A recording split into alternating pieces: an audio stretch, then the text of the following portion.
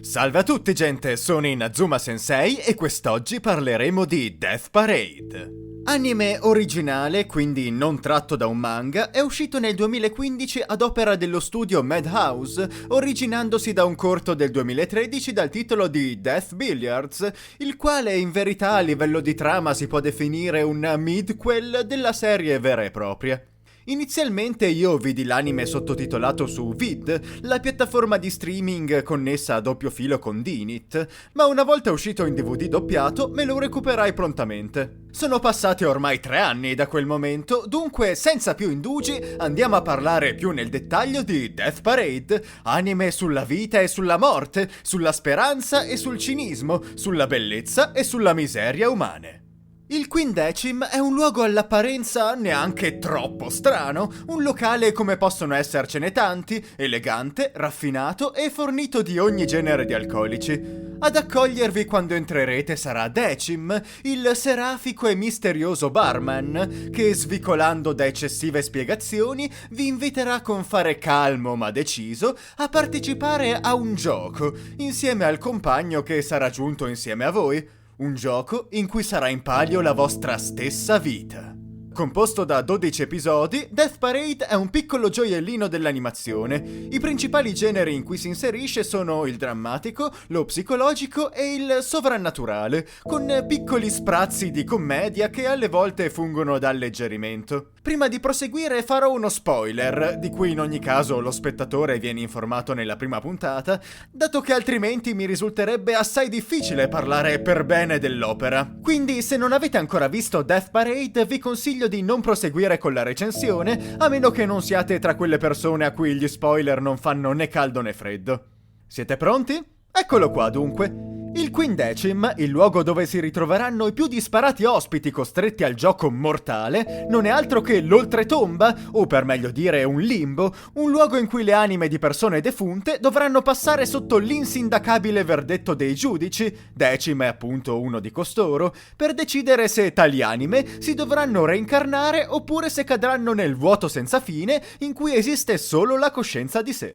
Per esprimermi in maniera particolarmente diretta e sincera, vi dirò che personalmente posso dire di aver trovato la serie davvero molto valida. Lo spessore psicologico dei vari ospiti che si succedono nel corso delle puntate è rappresentato in modo realistico e coinvolgente, grazie a flashback che divengono man mano sempre più frequenti all'avanzare delle prove a cui questi ospiti vengono sottoposti, veniamo a conoscenza del passato di queste persone, esistenze normali, ordinarie, il più delle volte almeno, sia nel bene che nel male, stroncate in maniera tragica o a volte persino banale, sebbene in quanto il risultato sia stato la morte, in un certo senso anche questa seconda categoria appartiene alla prima, quella della tragicità. Veniamo catapultati in una vita che non c'è più e non ci potrà più essere, un filo destinato a spezzarsi per chiunque in qualsiasi momento per le ragioni più disparate. Il fattore empatia è uno di quelli sui quali l'opera gioca maggiormente. Il tema principale della serie è l'esistenzialismo. Qual è il senso della vita umana? Questa domanda viene posta spesso nel corso dell'anime e in più di un'occasione viene applicata anche ai giudici. Qual è il fine ultimo della loro esistenza?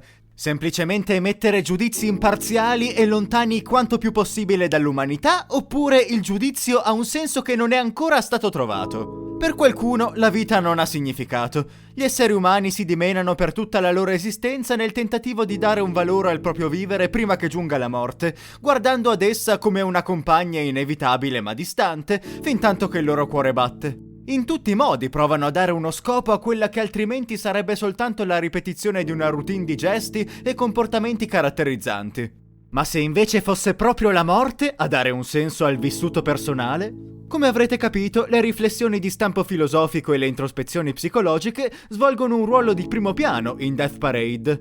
Alle singole vicende personali dei concorrenti si aggiungono anche gli intrighi riguardanti l'altra parte del cast, quella dei protagonisti, le entità ultraterrene dette giudici, e in particolare ciò che concerne Decim e il suo rapporto con una ragazza senza passato, che gli verrà affiancata nei suoi giudizi. Una interessante trama verticale che si dipana nel corso di tutti e 12 gli episodi e che attraverserà un crescendo ben dosato di rivelazioni fino all'approdo a un finale emozionalmente potente, sebbene non completamente chiarificatore, ma purtroppo con ogni probabilità definitivo, dato lo scarso successo in patria della serie. Il lato tecnico è a mio parere davvero piacevole, disegni di ottima fattura che si sposano a delle animazioni di livello molto alto, degne delle migliori produzioni Madhouse. La gestione dei colori, dosati perfettamente e che conferiscono all'ambientazione un'atmosfera spesso lugubre per esigenze di trama, contribuisce al sense of wonder che si proverà durante la visione. Come si suol dire, anche l'occhio vuole la sua parte, e in questo caso la ottiene come. Ulteriore punto a favore le OST, 2 ottime sigle di apertura e chiusura con una opening che vi farà venire voglia di ballare e una ending malinconica e melodica.